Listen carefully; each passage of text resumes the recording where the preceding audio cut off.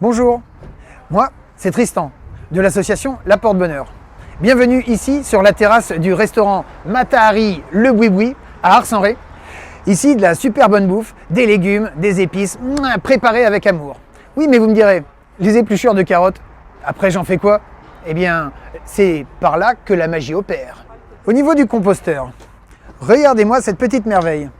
La star de l'île de Ré, offert par la communauté de communes. Tous les citoyens de l'île de Ré ont le droit d'en récupérer un gratuitement au centre de transfert entre La Couarde et Saint-Martin. Avec ce petit bijou de technologie, très simple à installer, nous allons transformer nos déchets verts en engrais pour le potager. Vous voyez, rien de plus compliqué. J'ai réussi à le monter avec ma fille de 6 ans. Attention, c'est là que se passe la transformation. Dans le jardin. Ah, mais voilà les petites merveilles que l'on retrouve derrière le comptoir de chez Matahari. Eh bien, ces petites pépites vont finir en nutriments pour le potager.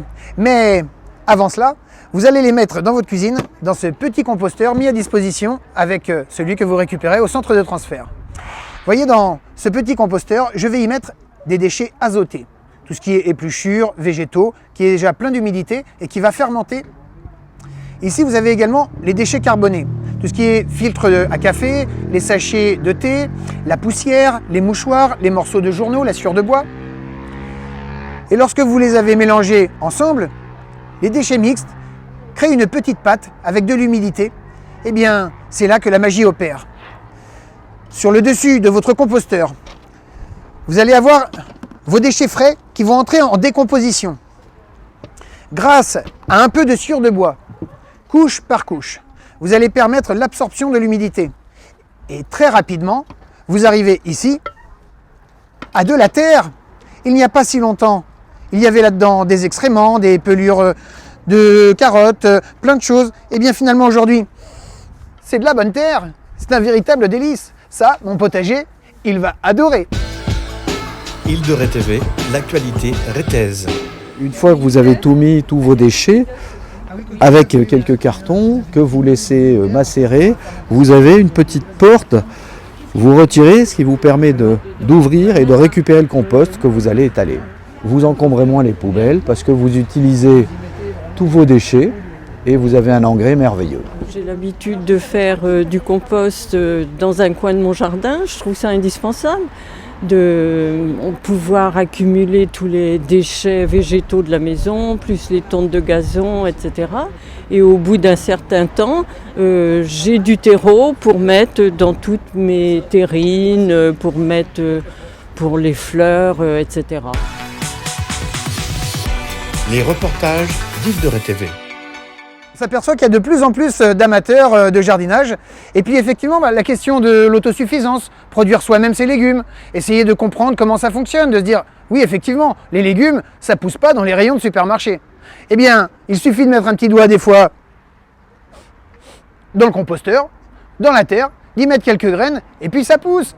Et voilà comment se nourrir soi-même. C'est pas si compliqué. La magie, elle est dans la nature. Alors, quand est-ce qu'on s'y met ? Protéger la nature, c'est tendance. Alors bon, moi c'est vrai que je commence à me faire des poils blancs. Mais effectivement, la jeunesse aussi est engagée. Nous avons, depuis peu, l'arrivée d'Agathe et de Justine, qui sont venus vraiment nous apporter un super soutien, alors qu'on commençait à désespérer.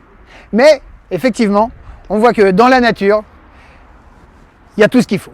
La biodiversité est immense, elle est grandiose. Et bien voilà, 2 super coccinelles qui viennent apporter leur cerveau, leur connaissance et leur force à la Porte Bonheur, afin que tous ensemble, nous puissions marcher vers de meilleurs lendemains. Je suis Justine, je suis en 2e année à l'IUT de La Rochelle, l'IUT technique de commercialisation. Et je suis depuis hier en stage dans l'association La Porte Bonheur. J'étudie des matières assez générales de gestion, donc de communication, de marketing, de comptabilité. Et au sein de l'association, pendant mon stage qui dure 2 mois, je vais faire des missions surtout de communication, de démarchage, d'organisation d'événements, donc ce genre de choses, et puis des participations aux événements comme celui d'aujourd'hui. Depuis que je suis petite, je suis sensibilisée à ce genre de démarche, de respect de l'environnement. Donc j'ai habité toujours à la campagne, donc le compostage, le recyclage des déchets, la réduction de la consommation, ça fait partie depuis toujours. Et puis j'essaye maintenant que je suis dans la vie presque active, de mettre en place ce genre de valeurs. Je pense qu'en tant que jeune, on est tous au courant de l'importance que ça a pour notre société, pour la planète de façon générale. Et donc je pense que c'est vraiment de plus en plus important que chacun fasse des petites actions qui auront un impact plus grand si on s'y met tous.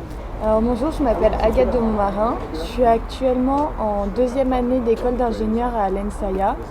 Et dans le cadre d'une césure d'1 an, je suis venue en service civique pendant 8 mois à la Porte Bonheur.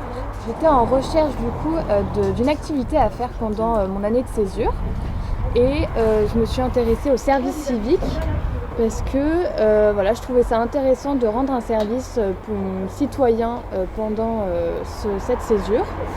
Et donc en faisant plusieurs recherches, je me suis intéressée en fait à des associations qui agissent pour préserver l'environnement et je suis tombée sur l'association La Porte Bonheur. Mon objectif était de découvrir un peu le monde associatif parce que c'est quelque chose que je ne connaissais pas et aussi de voir quel impact pouvait avoir une association sur un territoire local et quel pouvoir ils réussissaient à avoir grâce aux différents événements qu'ils avaient apportés et quelles idées ils réussissaient à transmettre aux populations locales et ici à l'île Dorée, du coup aussi aux touristes qui viennent pendant la période estivale.